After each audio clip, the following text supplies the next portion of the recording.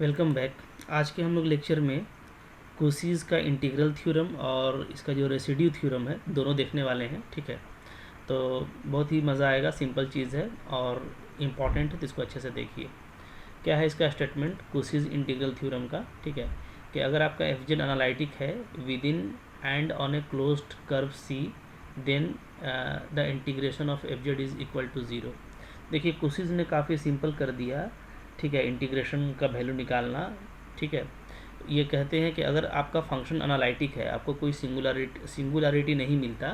ठीक है, अगर फंक्शन आपका एनालिटिक है within and on a closed curve C, तो आपका डायरेक्ट ये इंटीग्रेशन क्या हो जाएगा, जीरो हो जाएगा। ठीक है, तो ये जो कर्व है इसको हम लोग कॉन्टूर भी बोलते हैं। ठीक है, ओके, तो इसीलिए इसको कॉन्टूर इंटीग्रेशन भी कहा जाता है, कॉन्टूर इंटीग्रेशन। ठीक है, तो जब भी हम लोग कॉम्प्लेक्स एनालिसिस में कॉन्टूर इंटीग्रेशन करेंगे तो हम लोग ये देखेंगे कि अगर वो एनालिटिक है दिए गए क्लोज कर्व में, तो उसका वैल्यू डायरेक्ट क्या हो जाएगा, जीरो हो जाएगा। ठीक है, कुछ मैं आपको एग्जांपल दिखाता हूँ जिससे और आपको ये क्लियर होगा। देखिए, जैसे मान लीजिए हमको इंटीग्रेट करना है। ठीक है, evaluate integration Z square by z minus one D Z, correct. ठीक है, ओवर सर्कल सी। यहाँ पे आपका जो सी है वो क्या है, वो सर्कल है, is circle z is equal to 1/2, right. ठीक है, अब देखिए ये सर्किल है। सर्किल का जो स्टैंडर्ड इक्वेशन होता है वो क्या होता है, वो होता है z minus a is equal to r. ठीक है, जहाँ आपका ए क्या होता है, सेंटर होता है, और आर आपका क्या होता है, रेडियस, करेक्ट। अब देखिए यहाँ पे जो सेंटर है डेफिनेटली वो कितना है, वो आपका है ओरिजिन, और जो रेडियस है आपका वो क्या है, वो है 1/2। ठीक है, तो अगर हम लोग इसको देखें ग्राफिकली, तो प्लेन में ये जो सर्कल है ये आपका कुछ इस तरीके से होगा, राइट। ठीक है, सेंटर इसका देखिए ओरिजिन है और रेडियस हाफ है, so it is 1/2, so this value is 1/2 0, correct. ठीक है, अब देखिए अगर मैं इसको एफ जेड ले लूँ, let f z is equal to, जो मेरा इंटीग्रैंड है वो z square by z minus one ये है। ठीक है, तो यहाँ पे देखिए, यहाँ पे जो सिंगुलरिटी है वो क्या है, वो है जेड इक्वल टू वन। ठीक है, therefore z equal to one is singularity और singular point of f z. ठीक है, चूँकि एफ जेड क्या है आपका, जेड इक्वल टू वन पे एनालिटिक नहीं है, so it is singular point of f z. लेकिन जेड इक्वल टू वन होगा कहाँ पे, तो देखिए z equal to one somewhere यहाँ पे होगा। ठीक है, which is definitely outside the given circle, which is outside circle z is equal to 1/2। It means to what, इसका मतलब ये है कि सर्कल के अंदर, ठीक है, एफ जेड क्या है, एनालिटिक है, therefore f z is analytic. चूँकि जो सिंगुलर पॉइंट है वो हमको बाहर मिल रहा है, तो अंदर तो ये एनालिटिक होगा। ठीक है, f z is analytic within C, okay. Therefore directly आप लिख सकते हो ये जो इंटीग्रेशन आना है उसका वैल्यू क्या होगा, उसका जीरो होगा। कुछ करने का ज़रूरत ही नहीं है, एनालिटिक चेक करके हम लोगों ने इसको फाइंड आउट कर लिया। ठीक है, एक दूसरा एग्जांपल इसी तरीके से हम लोग देख सकते हैं। ठीक है, सपोज़ कीजिए मेरे को फाइंड करना है exponent E z divided by z plus 2 iota और जेड माइनस टू। ठीक है, ये हमको फाइंड आउट करना है, करेक्ट है। आपको ओवर सर्कल सी, जहाँ सी जो है आपका क्या है, वो सर्कल है z is equal to 1, correct है। अब देखिए, अब अगर इसका भी हम लोग ग्राफ देख लें तो जेड इक्वल टू 1 कैसा होगा, समवेयर ऐसा सर्कल होगा। ठीक है, इसका सेंटर अगेन ओरिजिन है। ठीक है, और ये जो है रेडियस ये आपका 1 0 है। ठीक है, क्योंकि आपको रेडियस 1 दे रखा है, करेक्ट है। अच्छा, अब देखिए हम लोग यहाँ पे देखेंगे कि जो सिंगुलर पॉइंट है वो क्या है। ठीक है, तो सिंगुलर पॉइंट यानी जहाँ पे फंक्शन आपका एनालिटिक नहीं है वो क्या है, वो है आपका यहाँ से -2 आयोटा। ठीक है, और यहाँ से आपका 2 जेड इक्वल टू 2। ठीक है, दो सिंगुलर पॉइंट है आपका, एक -2 आयोटा है और एक आपका 2 है। अब देखिए जेड इक्वल टू 2 कहाँ पे होगा, यहाँ पे होगा 2 0। ठीक है, और -2 आयोटा कहाँ पे होगा, ये समवेयर यहाँ पे होगा, करेक्ट है। तो दोनों देखिए, दोनों आउटसाइड दी सर्कल है, यानी सर्कल के अंदर आपका फंक्शन एनालिटिक है। Therefore f z is equal to e z divided by z plus 2 iota z minus 2i is analytic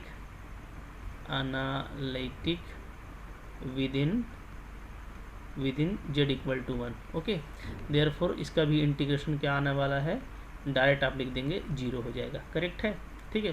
तो बहुत इजी होगा, हम लोग जब क्वेश्चन करेंगे तो ज़्यादा मज़ा आएगा। अब देखिए, अगर कुछ सिंगुलर पॉइंट अगर अंदर मिल जाता है सर्कल के, तब क्या होगा, तो उसके लिए हम लोग आगे बढ़ेंगे, ठीक है, और देखेंगे हम लोग रेसिड्यू थ्योरम, ठीक है। तो सेकंड जो आ रहा है मेरा, वो काफ़ी इंपॉर्टेंट है, ज़्यादा हम लोग उसको यूज़ करेंगे, वो है कुसीज रेसिड्यू थ्योरम, या इसको हम लोग सिंपली जो है रेसिड्यू थ्योरम भी कहते हैं। करेक्ट है, ठीक है। क्या है ये थ्योरम, देखिए ये थ्योरम कहता है कि if f z has singularities, अब अगर एफ जेड के पास में सिंगुलरिटी है, singularities z equal to z one, z equal to z two, okay, z equal to z n. Suppose कीजिए कि ये एन पॉइंट्स है, ठीक है, जिसपे क्या है, जिसपे हमारा जो फंक्शन है वो एनालिटिक नहीं है, ठीक है। ये क्या है, ये सिंगुलर पॉइंट है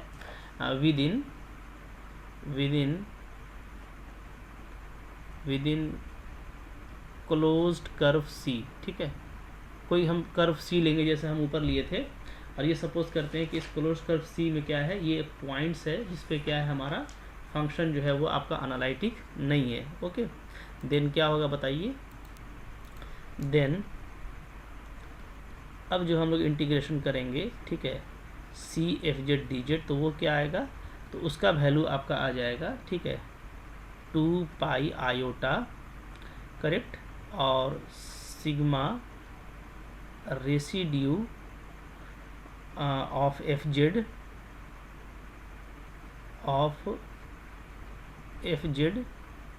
at z equal to z i, ठीक है, जहाँ आपको आई सारा ही लेना है, यानी 1 2 3 n जितने भी रेसिड्यूज़ हैं, सब सारे पॉइंट्स पे आपको एफ जेड का रेसिड्यू फाइंड करना है, उसका सम लेना है, ठीक है। यानी आप इसको शॉर्ट में ऐसे बोल सकते हो, 2 पाई इंटू क्या, सम ऑफ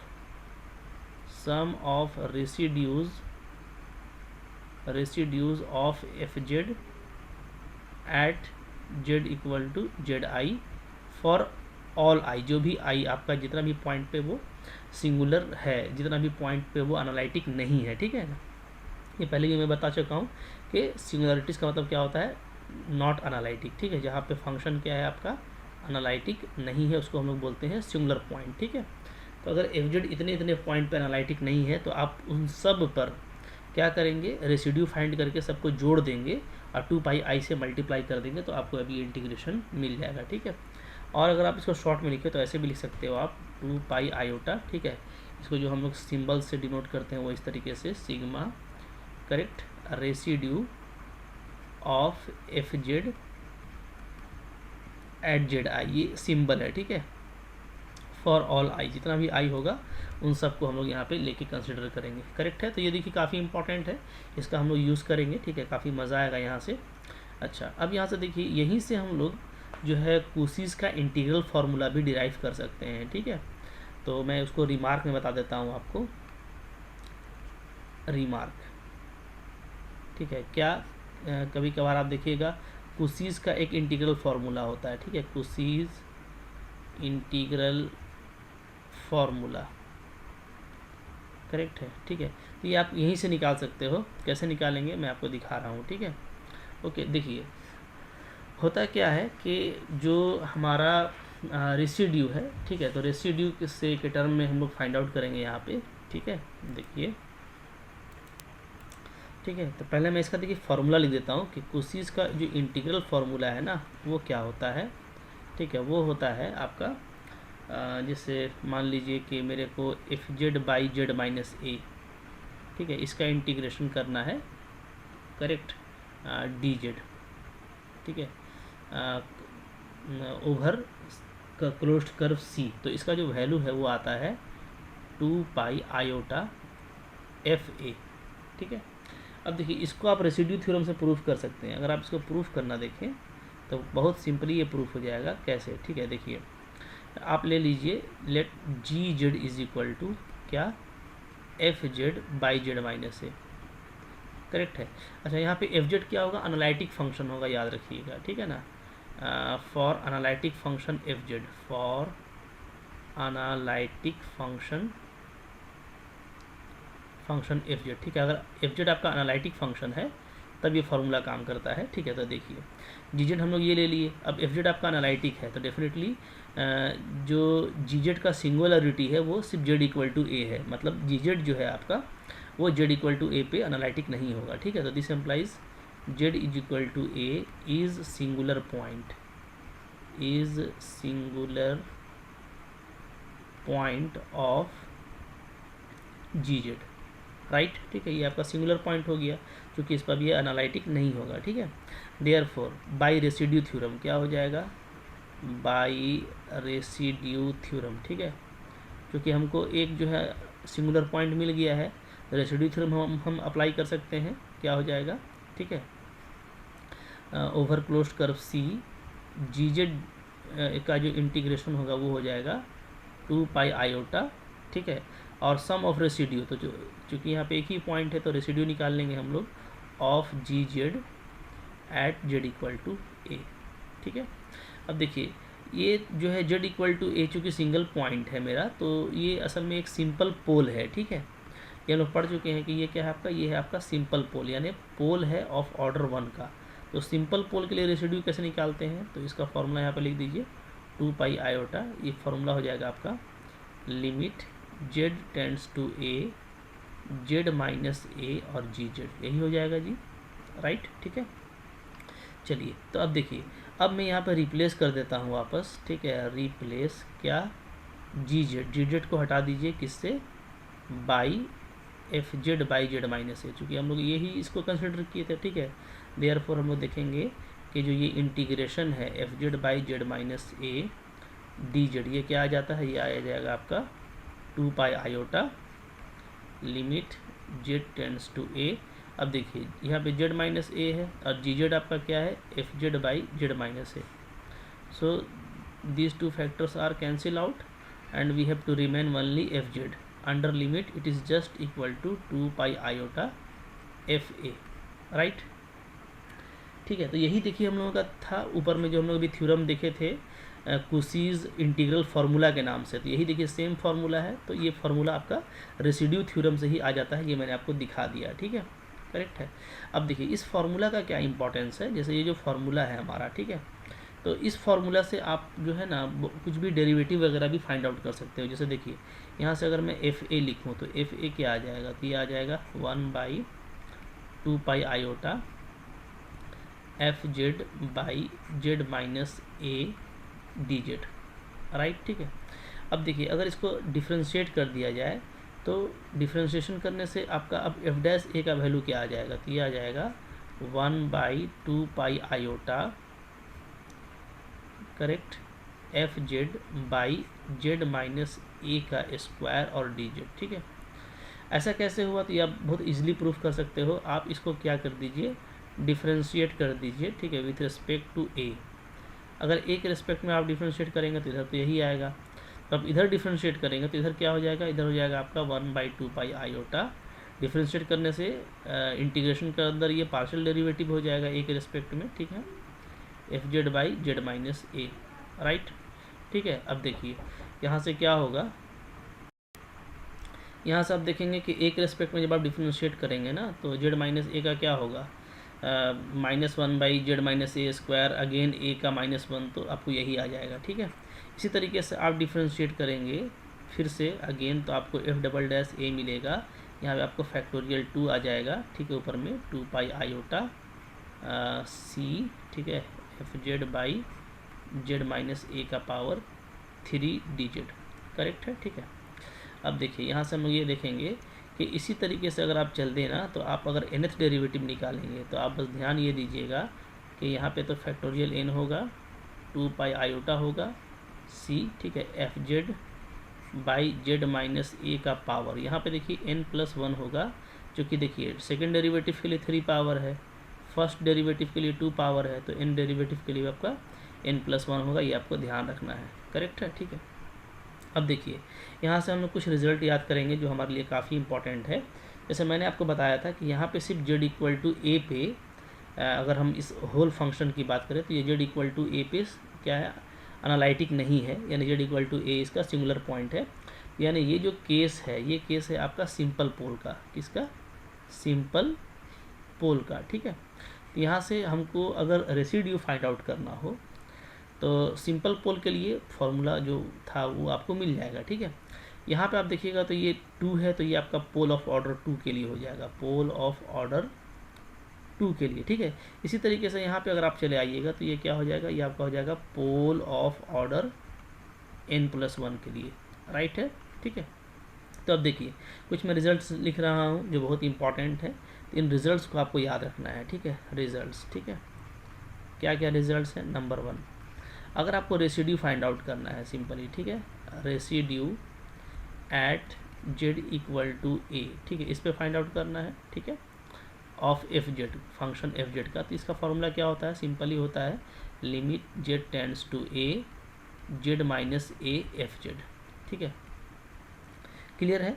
तो ये हम लोग तब करते हैं जब हमारा z इक्वल टू ए क्या होता है? सिंपल पोल होता है। ठीक है, तो ये कब होता है? ये होता है आपका when z equal to a is simple pole, यानी ये सिंपल पोल है, एक ऑर्डर का पोल है। ठीक है, ऑफ एफ जेड। तो अगर सिंपल पोल है तब आप रेसिड्यू इस तरीके से फाइंड आउट करते हो। ठीक है, करेक्ट है। लेकिन अगर मान लीजिए z इक्वल टू ए जो है मेरा वो क्या है? इन ऑर्डर का पोल होता है, तो उस केस में क्या होगा? ठीक है, तो दूसरा रिजल्ट होगा when z equal to a is pole of order n। अगर ये n ऑर्डर का पोल है देन, तो उस केस में जो रेसिड्यू हम लोग फाइंड आउट करेंगे, ठीक है, फंक्शन एफ जेड का एट जेड इक्वल टू ए, उसका वैल्यू क्या होगा? उसका वैल्यू होगा, इसको अच्छे से याद रखिएगा। ठीक है, ये हो जाएगा आपका 1/n-1 का फैक्टोरियल। राइट, फिर आपका limit z tends to a n-1th derivative with respect to z f z. ठीक है, यहाँ पे अंदर में तो फंक्शन वही होगा, पहले हम लोग इसको मल्टीप्लाई करेंगे पूरा z माइनस जेड नॉट का पावर n से ना, तो ये आपको आ जाएगा z minus z naught whole power. अच्छा, z इक्वल टू ए पे बात कर रहे हैं तो z माइनस ए लिखेंगे। ठीक है, यहाँ पे इसको हम लोग करेक्ट कर लीजिए, z minus a whole power n f z, ये होगा। ठीक है, तो अब आपको ध्यान ये देना है कि ये फार्मूला कहाँ से आया। तो आप देख सकते हो यहाँ पे मैंने आपको बताया था ना, ये पोल ऑफ ऑर्डर n+1 है। तो अगर n+1 के लिए आप देखिएगा तो यहाँ से आप जो है जब आप सेटअप कीजिएगा, ठीक है, तो आपका z माइनस ए को, ठीक है, आप देखिएगा यहाँ पे जो कि क्या है आपका सिर्फ एफ जेड है, तो सिंपल पोल के लिए z minus a f Z हो जाता है। ठीक है, लेकिन जब हम लोग n+1 पोल के लिए करते हैं, देखिए बाकी जगह आपका पावर n है, फैक्टोरियल n है। ठीक है, डेरिवेटिव n ऑर्डर का है, तो एक कम ऑर्डर का डेरिवेटिव होता है, फैक्टोरियल भी एक कम वैल्यू का है। ठीक है, तो इसीलिए हम लोग फैक्टोरियल n-1 का लेंगे और जो डेरिवेटिव है वो n-1 का लेंगे। ठीक है, वो इसी रिजल्ट से आप देख सकते हैं, जैसे मैंने सिंपल पोल के लिए ये प्रूफ किया था, तो ये भी आप उसी तरीके से कंसिडर करेंगे तो ये आ जाएगा। राइट, ठीक है, तो इसको आपको बहुत याद रखना है, इसलिए कि बहुत इंपॉर्टेंट है, इस पर हम लोग बहुत सारा क्वेश्चन करने वाले हैं एग्जाम पर्पस में, ये काफ़ी इंपॉर्टेंट है, इसको याद कर लीजिएगा। ठीक है, अच्छा चलिए, अब इसके बाद देखिए कुछ और इम्पॉर्टेंट फैक्ट्स हम लोग देखेंगे। जैसे नंबर 3 ये है कि ये तो होगी आपका z equal to a simple pole, ये z equal to a pole of order n। ठीक है, अगर z equal to z1, z equal to z2, ठीक है, इसी तरीके से z इक्वल टू zn, अगर इस तरह का सिंगुलरिटी मिलता है, आर सिंगुलरिटीज़ ऑफ एफ जेड, अगर ये एफ जेड का सिंगुलरिटी है, देन हमारे पास में क्या रिजल्ट है? देन ये है कि अब हम इस केस में रेसिड्यू का सम निकाल सकते हैं। ठीक है, sum of residues at z equal to z i. ठीक है, फॉर ऑल आई, सारे पॉइंट्स के लिए। तो ये क्या आएगा? तो ये सिंपली आ जाएगा आपका C f z d z. ठीक है, ये हम लोगों ने अभी फ़ौरन पढ़ा है। इसी को हम लोग बोलते हैं क्या, ये हमारा कहलाता है रेसिड्यू थ्योरम। ठीक है, तो रेसिड्यू थ्योरम से अब आप अगर आपको बहुत सारा सिंगुलरिटी दिया हुआ है तो आप सबका सम को बहुत इजीली फाइंड आउट कर सकते हो। करेक्ट है, ठीक है। तो ये 3 रिजल्ट हो गया। इसके अलावा देखिए कुछ हम लोग और अगर फैक्ट्स पे बात कर लें, जैसे मान लीजिए फोर्थ में आपसे ये पूछ देता है, ठीक है, कि when f z is analytic at z equal to z naught, then तो उस केस में रेसिड्यू क्या होगा, ठीक है, of f z at this point z naught. तो डेफिनेटली भाई ये 0 होगा, इसलिए कि अनालिटिक हो गया। ठीक है, सिंगुलर पॉइंट होना चाहिए ना, तभी तो रेसिड्यू आपको कुछ मिलेगा। अनालिटिक हो गया तो सिंगुलर पॉइंट है नहीं। ठीक है, ऐसे भी आप देखिए, मैं आपको बताता हूँ कि हम लोगों ने जो लॉरेंस सीरीज पढ़ा है, ठीक है, तो लॉरेंस सीरीज में हम लोग क्या देखे थे कि हमारा जो है एक हमारा रेगुलर पार्ट होता है और दूसरा हमारा उसमें क्या होता है, प्रिंसिपल पार्ट होता है। ये हम लोगों ने पढ़ा था। ठीक है, और प्रिंसिपल पार्ट में से हम लोग क्या करते हैं, प्रिंसिपल पार्ट का मतलब क्या है, ये आपका सीरीज़ है, निगेटिव पावर सीरीज़ है। ठीक है, निगेटिव पावर सीरीज़ होता है ये किसका, जेड माइनस जेड नॉट का पावर एन का, इसका निगेटिव पावर का। ठीक है, तो अब इसमें से हम लोग क्या करते हैं, हम लोग को जो रेसिड्यू मिलता है, तो ये भी एक फार्मूला है जो हमें आपको पहले बताया था, याद रखिए। जो रेसिड्यू आता है at z equal to z nought, वो क्या होता है, वो होता है simply coefficient of 1 by z minus z nought. Right, ठीक है, 1 by z minus z not का आप कोएफिशिएंट निकालेंगे, इसी को आप रेसिड्यू बोलते हो। अब देखिए, अगर अनालिटिक है तो डेफिनेटली इसमें तो प्रिंसिपल पार्ट एब्सेंट हो जाएगा। ठीक है, इसमें आपको प्रिंसिपल पार्ट मिलेगा नहीं, पी एब्सेंट। तो ये अगर एब्सेंट हो गया तो भाई प्रिंसिपल पार्ट में से ही तो मेरे को 1 by z minus z not का कोएफिशिएंट निकालने से रेसिड्यू मिलता है। ठीक है, तो जब प्रिंसिपल पार्ट ही नहीं है तो रेसिड्यू कहाँ से मिलेगा, सो इट इज़ 0। राइट, ठीक है। इसी तरीके से अगर सपोज कीजिए आपको ये दिया हुआ है कि when z equal to z nought is removal singularity, singularity of f z, अगर ये एफ जेड का रिमूवल सिंगुलरिटी है तो इस केस में अब बताइए कि residue of f z at this point क्या होगा, सोचिए बताइए। ठीक है, डेफिनेटली 0 होगा। क्यों भैया, देखो मैं आपको पहले बता चुका हूँ कि अगर ये रिमूवल सिंगुलरिटी है, इसका मतलब क्या है, इसका मतलब ये है कि इसमें भी प्रिंसिपल पार्ट नहीं होगा, एब्सेंट होगा। तो अगर प्रिंसिपल पार्ट ही एब्सेंट होगा, ठीक है, तो देखिए इसलिए एक्सपेंशन हम लोग का बहुत बड़ा हथियार है, मैंने आपको बहुत अच्छे से पढ़ाया है। ठीक है, तो प्रिंसिपल पार्ट अगर आपका एब्सेंट होगा तो रेसिड्यू कहाँ से मिलेगा, रेसिड्यू तो उसी से मिलना है। ठीक है, इसी तरीके से किसी ने आपसे ये पूछ दिया, ठीक है, कि भाई when z equal to z nought is isolated essential singularity of even function fz, ठीक है, देन तो इस केस में अब फिर से बताइए कि residue of f z at this point क्या होगा, सोचिए और बताइए। ठीक है, तो डेफिनेटली क्या होगा, अगेन 0 होगा। क्यों, इसलिए कि देखिए आइसोलेटेड इसेंशियल सिंगुलरिटी है, इसका मतलब ये है कि आपको प्रिंसिपल पार्ट इसमें क्या है, मौजूद है, प्रेजेंट है, बल्कि उसमें इनफाइनाइट नंबर ऑफ टर्म होगा, ये हम लोग पढ़े हैं। ठीक है, लेकिन ये देखिए इवन फंक्शन है, इवन फंक्शन ये इंपॉर्टेंट है। इसका मतलब ये है इसमें जो टर्म्स होंगे वो जेड माइनस जेड नॉट का जो पावर होगा वो इवन या तो 2 होगा या 4 होगा या 6 होगा। ठीक है, जबकि आपको coefficient of 1 by z minus z not का पावर 1 चाहिए, तो इवन में तो 1 आएगा नहीं, तो इस केस में भी रेसिड्यू आपका 0 होगा। ठीक है, ये देखिए कुछ रिजल्ट है, और नेक्स्ट जो लेक्चर होगा उसमें हम लोग जम के क्वेश्चन करेंगे जो इंपॉर्टेंट है। ठीक है,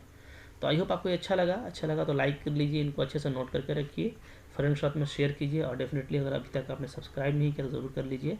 आपको डेली बेसिस पे इस तरह के अच्छे वीडियोज़ और कंटेंट मिलते रहेंगे। ठीक है, थैंक यू वेरी मच।